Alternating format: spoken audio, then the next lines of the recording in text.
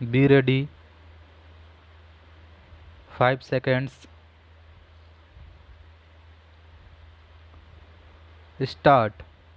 This petition impugns the order passed by the learned Labour Court on the ground that no enquiry was conducted prior to the termination of the petitioner's services. He claims that he was employed with the management as a machine operator since 1986.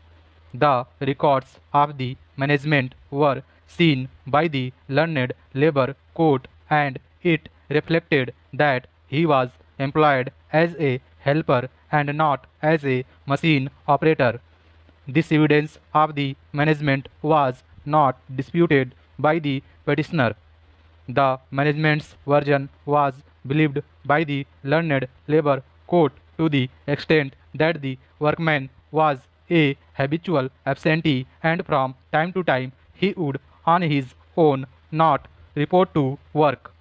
His attendance record showed that from 24th April 2007 to 28th June 2007 he remained absent unlawfully and again from 20th August 2007 he remained absent despite the management calling upon him through correspondence to join duties again and again, but he failed to do so. A charge sheet was issued to him on 4th October 2007 asking him to give his written explanation, but he did not give a reply. A domestic inquiry was initiated. Meanwhile, the workman approached the office of the labor officer. At the latter's intervention, the workman resumed duties on 31st October 2007. Therefore, the inquiry proceedings were dropped, but yet again from 17th March 2008, he remained absent. Instead of joining duties, he started filing false and frivolous complaints against the management and failed to join duties despite the intervention of the labor officer. The labor officer visited the management on 3rd July 2008. The workman joined duties on that date. He went away from the place of employment.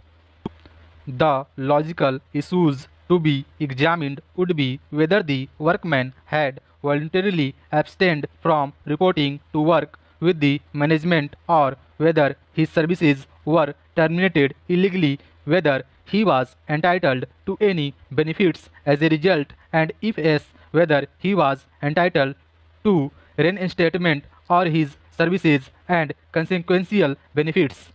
The issue has been dealt with in the impugned order as under. The onus to prove his issue was upon the management. At the outset, it may be stated that the workman claimed that he was employed by the management since November 1986, but he failed to prove this fact and could not lead any evidence despite opportunity granted. On the contrary, the management's plea was that he was appointed on 23rd April 2006. This letter was never questioned in the cross-examination, and as such it is held that the workman joined the services of the management on 23rd April 2006 in the capacity of a helper, contrary to his plea that he was appointed as a machine operator. It is evident from the record that in this matter the management had every time participated in the conciliation proceedings before the labor officer whenever the workman approached it.